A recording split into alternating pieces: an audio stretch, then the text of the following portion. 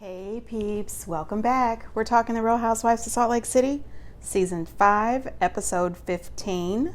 Hey, before we get into the video, please do me the honors of subscribing to my channel, hitting the notification bell so you can always be notified when I post new content, hitting the thumbs up because that does wonders for my channel, and share. Thanks. Before we get into the show, let's do a little housewife gossip. Let's see. I seen out online that Marlo mentioned on her podcast that she wasn't happy when she received her peach. After 10 years, 8 years, I just got my peach, 2 years ago? Mm-hmm. So I finally got my peach and the world was happy about me getting the peach. So to true fans of Real Housewives of Atlanta, that was a big deal. And to be honest with you, I wasn't happy about it. You weren't? I was not. Why? Because I loved being a friend. I felt the show was in a bad place and don't think I can come and just save the show. I came on with the originals. It was a different type of show. It was a different day and age. And I feel the show just got dark all of a sudden. Like a lot of us didn't have respect for each other. We went too far below the belt, including me. And a lot of the girls have never respected me. They hated my story. They hated that I was sitting on the couch with them. And maybe they went to Harvard or they went here and they went to this school. And hey, I'm just from St. Petersburg, Florida. And I've been to jail before. I'm from 5 different foster homes. I'm from the hood. And they probably felt you weren't supposed to be sitting here with me. So they were upset with what God had my story to be. Now, honey, you and I and everybody listening knows that she is lying. When that woman got her peach, she celebrated for weeks and weeks and weeks. Remember, she went out and she bought that fancy peach purse? She was on every blog talking about how excited she was to get her peach, and give me a damn break. And I don't know who went to Harvard, but I don't think any of them did. And you didn't care about Kenya's story. And it wasn't that they were upset that you were on the show or about your mugshots. They were upset about the way you treated them, the way you behaved on the show. Talking about she enjoyed being a friend of. They expected her to jump in and save the show. Save the show, my ass. Nobody was waiting around for Marlo Hampton, of all people, to jump in and save the damn show. I personally thought when she made that comment about the show had gone low, everybody had gone low, she went the lowest. She drugged that show to hell. Marlo was the worst. And you know, the worst part about her behavior on that show is bringing up her deceased nephew. Not only did you terrorize the people on the show, you terrorized your own damn family. Give me a break. You were not upset or sad about becoming a full-time housewife. That's just a bunch of bullshit. Anyway, moving on. Bose from The Real Housewives of Beverly Hills posted a really cryptic message. After a lot of reflection and consideration, I've decided to quit something that has been a big part of my life over the past year. It hasn't been an easy decision, but I know it's the right one for me. So there's more to come. Do you guys think that she's leaving the show? I really hope not. I hope that we're not losing her already. I like Bose a lot. On to Roni, the original. So the other day, with the fires blazing in California, tone deaf as hell, Ramona Singer posted a video of herself out on her deck in Florida. What a beautiful morning in Florida. What a way to wake up. Look at this view. So happy.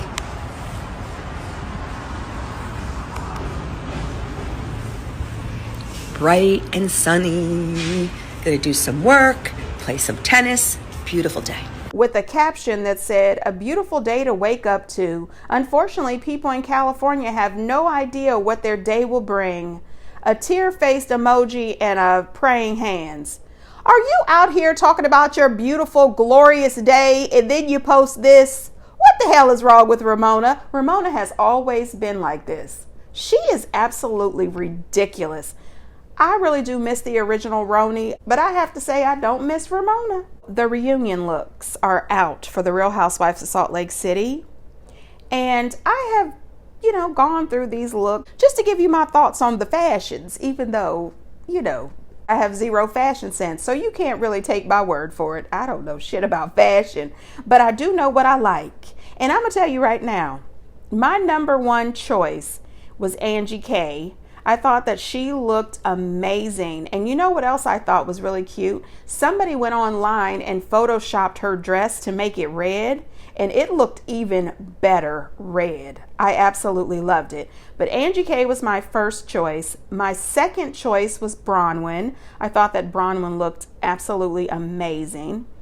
After Bronwyn, I would have to go with Heather. Even though I didn't really love Heather's dress was the next best.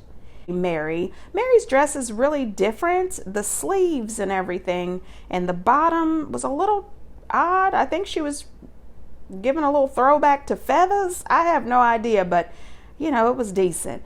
After that, I guess I would have to say Lisa. Even though I didn't love Lisa's dress, it was well made and I thought that it was really pretty. Not my favorite. After that, I would say Brittany. Brittany's dress was really pretty. Then Whitney. And last is Meredith. I have yet to see a good reunion dress coming from Meredith. But, you know, that's just my opinion. You guys get down in the comments and let me know who you liked. Let's get into this crazy show. Before we do, though, can I just say hats off to the ladies of Salt Lake. No matter if you love them or not, they are entertaining. They came to entertain. I think they came back with a vengeance because everybody counted them out. Everyone said without Monica, without Jen, this show is going to be shit. And they wanted to prove, no ma'am, we are not shit over here. And even though I am not a fan of Brittany, and Brittany is getting thirstier and thirstier by the seconds, she is on vacation, posting TikToks, posting Instagram, acting a fool. She is globetrotting the world, acting a damn fool. I am so sick of her. Even though she is a pain in the ass, she is entertaining. She has brought some entertainment to the show. Now, listen, I hope at this reunion we find out what happened to Malia. I don't know what that girl's name is, but what happened to her? What is going on? Why did she get cut off so quick? Is it because of her alleged return situation? You know, sometimes people just don't have a lot of money. Anyway, let's get into the show. All right, so the ladies are still in Puerto Vallarta. It's the next day. Lisa didn't leave. I said, oh, damn. Too bad for us. She decided to stay. I'm going to get into this more towards the end when the ladies confront her at dinner. But Bronwyn, oh my gosh. I went from thinking, I really like her, she's really cool, to thinking, damn, you know, you are a little two-faced. Like, you are doing too damn much.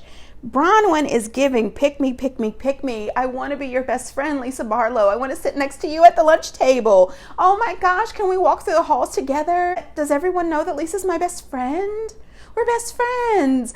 Seriously, she goes back to Lisa after Lisa storms away from the table. I'm going home. She storms back to talk to Lisa after Whitney and Angie had just had her back at the table. It downloads Lisa on what they said when they got together to support her earlier in the day.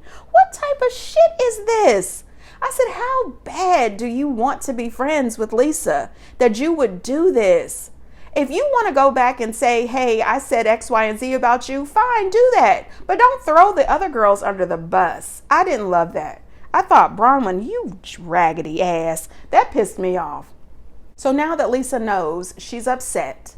And she has decided that she's definitely going to confront the girls about speaking about her. And of course, Bronwyn knew she was going to do that. There's no way that any of these housewives are going to sit back and relax when they find out that one housewife or four have been talking about them. And I did not appreciate how Bronwyn purposely tried to downplay Heather's part.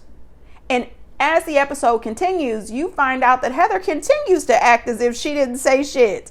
No, ma'am, you were talking just as loud as everybody else. Mary, she's waking up. It's a fresh start. And she's worried and thinking and praying about Robert Jr. She said that normally when she's away, she's always reaching out to him to talk to him. But now he's in rehab and she's not allowed to call him or text him and speak with him right now. Even though she misses him, she is grateful that he is in rehab, and she feels a lot better knowing that he is there, and I can totally understand that. Meredith checks in with Heather, and I said, oh gosh. You know, throughout this entire episode, in my opinion, Meredith was the person who protests too much. I wasn't throwing up. I wasn't throwing up. I had a little coughing fit. I was talking to my husband, and I cried a little, but I wasn't throwing up. Just a little coughing fit. I don't know what Brittany's doing. She's trying to make me seem like I have an eating disorder or something. She's trying to make it seem like something's going on. I don't know what's going on. I don't. It was just a little coughing fit. I'm going to get to the bottom of this. I'm going to find out why she's doing this to me. I mean, you would have thought that Brittany had went around and told the whole group that Meredith was in there popping Xanax left and right, and that she was on the phone talking to her husband about her lover, and that she was also, anorexic and throwing up all night. I mean, she didn't say all of that. Meredith is doing way too damn much.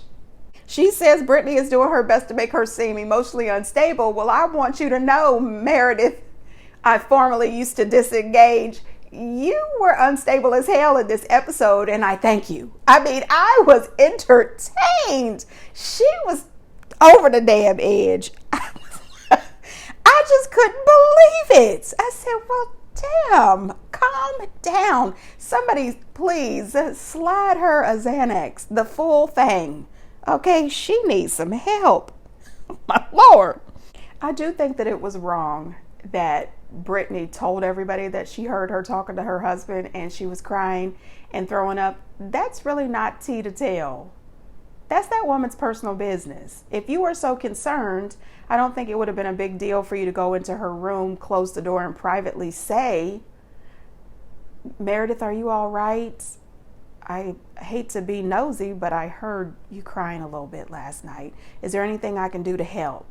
And once she told you to mind your damn business or told you she was okay, everything was well, that should have stopped there, and you should have went on about your business and not said anything else unless she wanted to bring it up, because she was there to help you. She threw Angie out after your high body count hair situation. Just rude.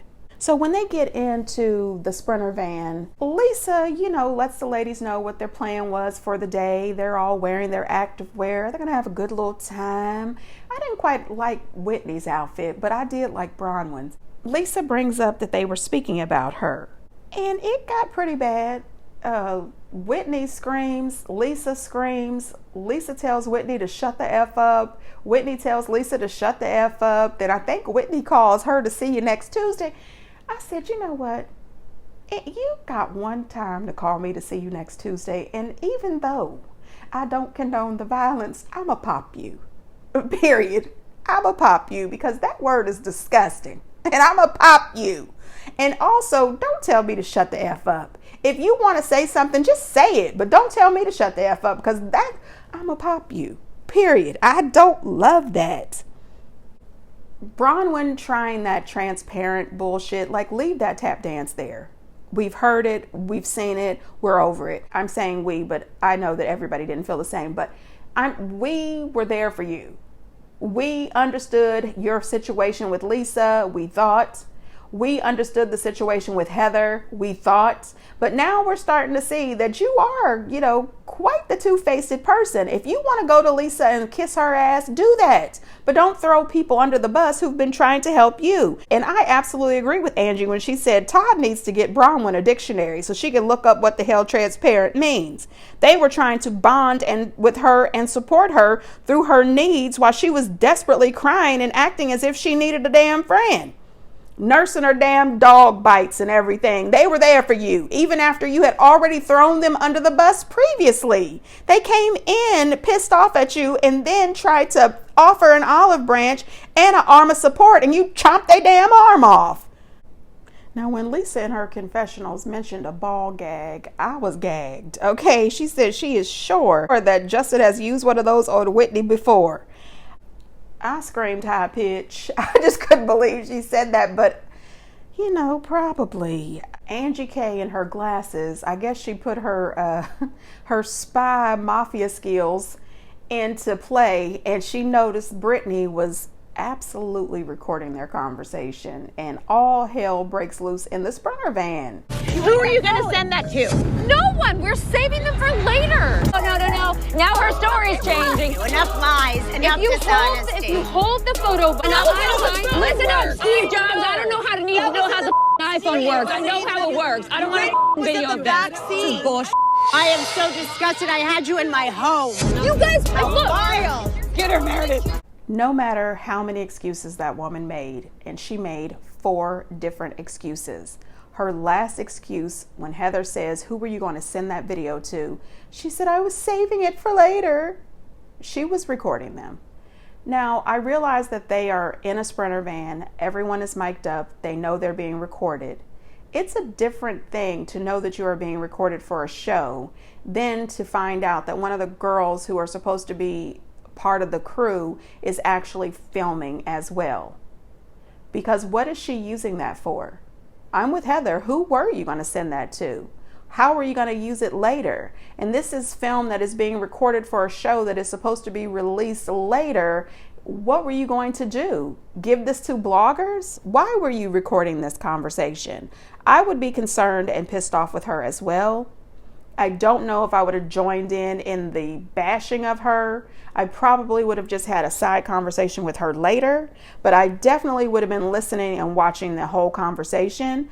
I probably would have been Whitney. The way Whitney was turning around, laughing, smiling, shock-faced with the production.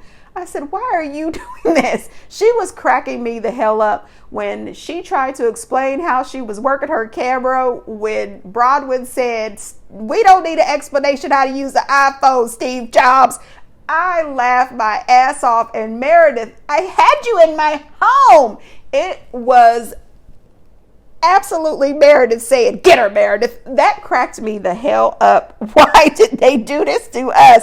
That was funny as hell. I have enjoyed that time on that Sprinter van. That was hilarious. Brittany's good friend Heather talking about, I was here for you. I was supporting you this whole time. No, you were not. And then Heather explained to her, you cannot record your friends on a girls' trip. And I thought, are you breaking down some kind of unspoken rule? Don't record your friends on a girls' trip in Puerto Vallarta when we're arguing on the Sprinter van. I mean, shit. Don't record us at all. And then Heather telling her, there's wiretap laws. You're not supposed to be recording people without letting them know. And Brittany saying, I don't know this stuff. Girls, stop it. You are a grown woman in her 50s who have been married twice with kids. You know that you shouldn't have been recording them talking that bullshit about you recording the back of the seat. Even production was snickering and laughing at her ass, talking about, why were you recording them girls? Why were you recording the back of the seat? I was trying to send Olivia a video. No, you weren't. And as much as that woman posts videos constantly all over social media on every platform, she knows how to work that damn iPhone. Girl, quit playing with us. I'm sick of you. Angie told her, she said, let us see the video. She was like, swipe to the left like you do on Tinder and press play. Meredith was so unhinged. Damn it. And the way the video was filmed, it reminded me of that video with P. Diddy and Mace when they were wearing those shiny suits. I don't know what the video was for, but that cracked me up. I said, Meredith, sit down. And can you imagine how the driver of the Sprinter van felt? That driver was probably in the front seat laughing hysterically and concerned, trying to get them to where the hell they're going safely. I mean, it was ridiculous. Meredith screaming, you need to go. I've had enough. Oh my gosh, I can't stand them. They were hilarious as hell. It was a lot going on that damn bus. See, even though Mary wasn't fully participating in the yelling, she was definitely engaged and she was enjoying the moment. I just could not believe it. That Meredith and that whole, I am disgusted. I had you in my home. That was so funny. Oh my God. Whew, that woman is out of damn control. Lisa made the point that she would never be able to trust Brittany again, and I don't really blame her. If I found out that one of my friends was secretly recording me, I wouldn't trust her again, and she wouldn't be invited to anything else, because I would think that she's been doing this for a while, or that she would continue to do it. I don't care how much you cry. Brittany running off the bus, she's crying. The rest of the girls are sitting there thinking, oh gosh, did we do too much? Yeah, I think you did a little too much, but I'm with Mary. Mary said, oh, hell no, she deserved that. Whitney runs off to try to talk to her, to try to calm her down. She says, 6 women going at one person, it's a lot. So she goes to try to comfort her, but at the same time, she's asking her, why did you do that? Why would you record us? And she's trying to give Whitney all the lies. She wasn't recording them, and she wasn't trying to do it. And Whitney says, listen, I'm here. I'll support you, but I'm not falling for this. I just want to give you some comfort, but no, ma'am, I'm not buying any of this. You were absolutely filming us. And she was. Heather didn't even go to check on Brittany. I said, you know what, Heather, you were the one who brought her to the group. You were so appalled with Monica's behavior, and you brought Brittany to the group. And she's doing worse, in my opinion, by recording the group. What was she going to do? Forward it to Monica to post? I don't know. They are a mess. Wouldn't that have been an interesting turn of events if we found out that Monica and Brittany were friends and they were working together? Of course, I don't think that they know each other, but that would be interesting, right? Now, then they go to get on these ATVs, and they have to drive these ATVs across this rope bridge thing. That is a hell no for me, honey. First of all, I'm afraid of heights. Second of all, what is the weight limit on this bridge? Can we all be on here at the same time? No, ma'am. I'm good. Find me a workaround. So then they get to this beautiful lake, and a couple of the ladies decide to jump in the water. The rest of the ladies aren't really. Mary is like me. Absolutely not. I'm not getting in that water. Mary tells the girls, good luck with that diarrhea and throwing up you're going to have when you jump in there. Then Mary tells Brittany, enjoy the jump, because the next jump is going to be on a plane. Mary is the comic relief. She is crazy as hell. She said the next jump you take is going to be onto the plane. You're going to get the hell up out of here, is what she was saying. Oh my gosh. When they decide to leave from there, they go to have a little lunch. The heat is still on Brittany, the Broadway actress. Then she makes some sort of comment that the only thing she's been hiding from them, she doesn't dare speak it. And I said, I said, this better not be about Jared. I said, oh Lord, if this is about Jared, I would lose it. I mean, I would lose it worse than they lost it or the Spritter van. This better not be about Jared right now when they are talking about you recording them on the bus. The one thing I have not been truthful about is Jared and I, we do have a physical relationship. Girl, what are you talking about? Like, that has nothing to do with you recording us. Are you okay? I mean, we all knew that. You didn't need to come out with that. Absolutely not. I am Team Mary. Absolutely not. We already knew that you were doing it with Jared. We already knew you and Jared was having the sex.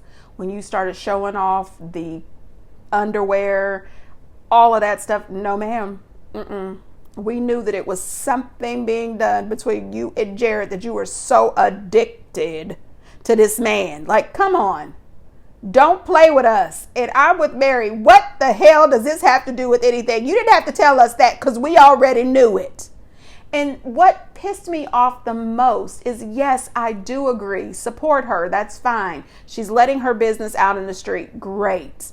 But not until you get to the bottom of this recording.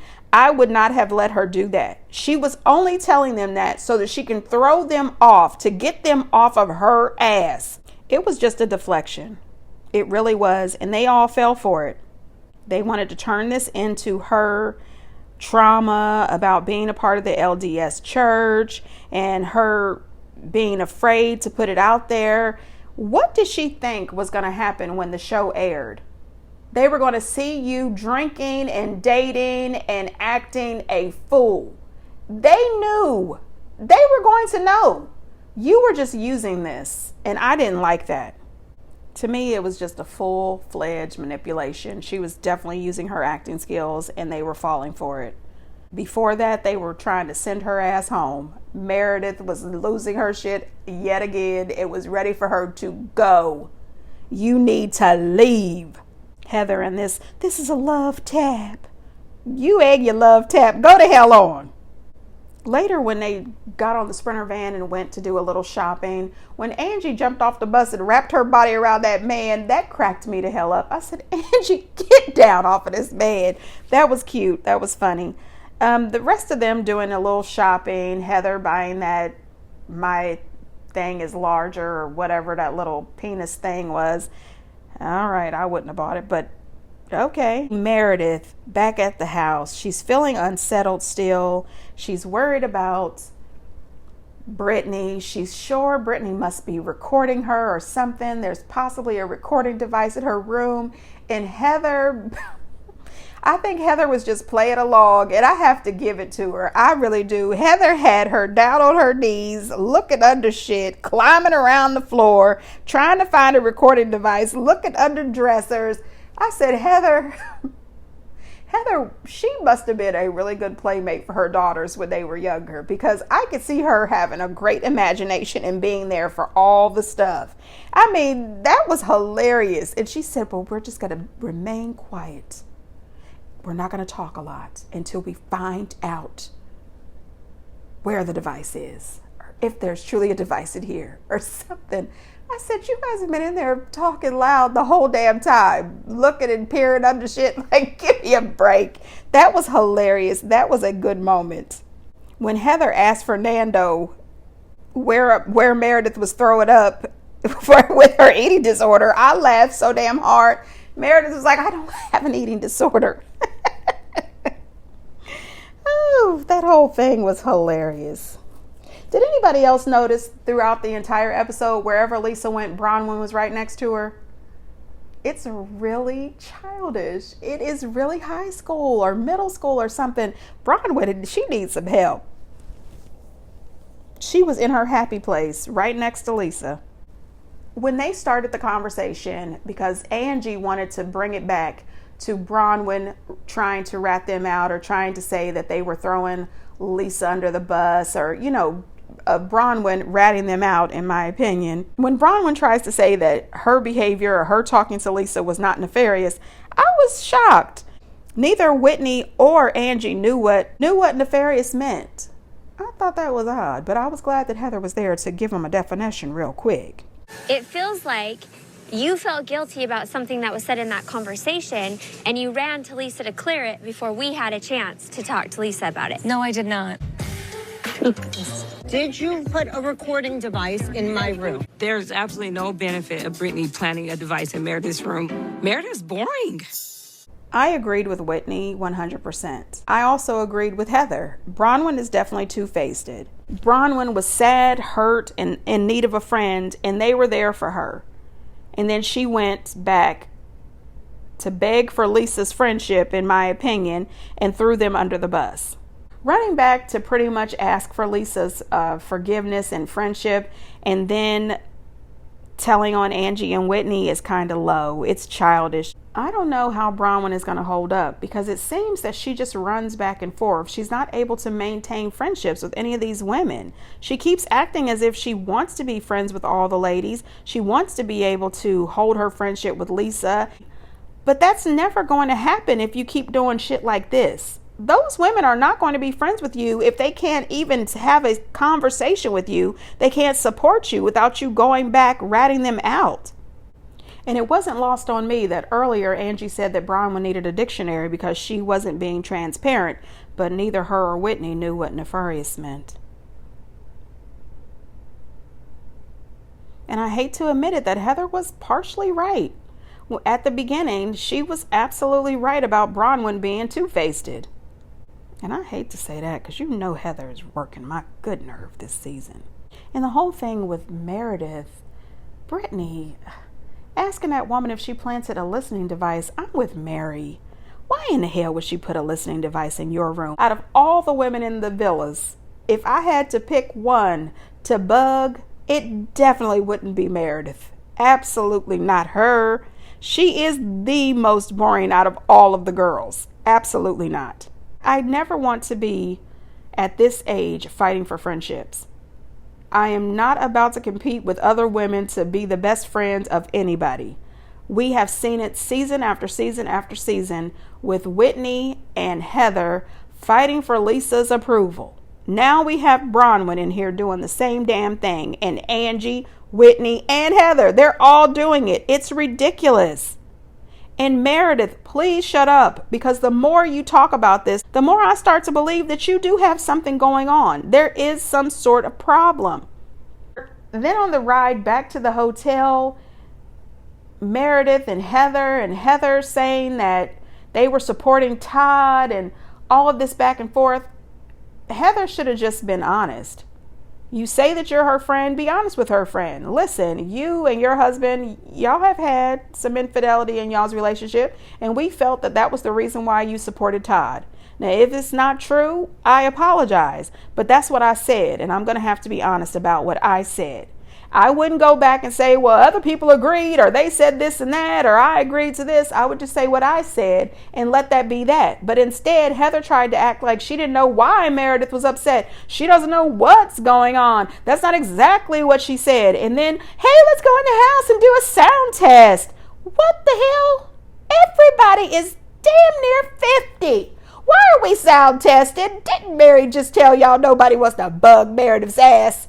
And then all the screaming and the hollering in the room. Mary was right. Hell yeah, we can hear it. There's no need to do a sound test. Heather thought that she was slick. She thought she was going to play some sort of Jedi mind trick on Meredith. Oh, let's do the sound test. Let's do the sound test. Let's do the sound test. Meredith said, no. Let's talk about what you said about me. I mean, she was not trying to hear it. It got worse when they got back to the house. I don't know. These ladies are crazy as hell. I think we have one episode left before we get to the reunion, and I cannot wait. I saw a preview, and it looks like there was a bit of a rough spot for Angie and Mary. I don't know what the hell that could have been about, but I hope it's not about Robert Jr. Anyway, I do know that Meredith and Angie are as close as ever, so whatever it was, they got over it, which is good. Anyway, you guys, get down in the comments and let me know what you think. And until next time, bye.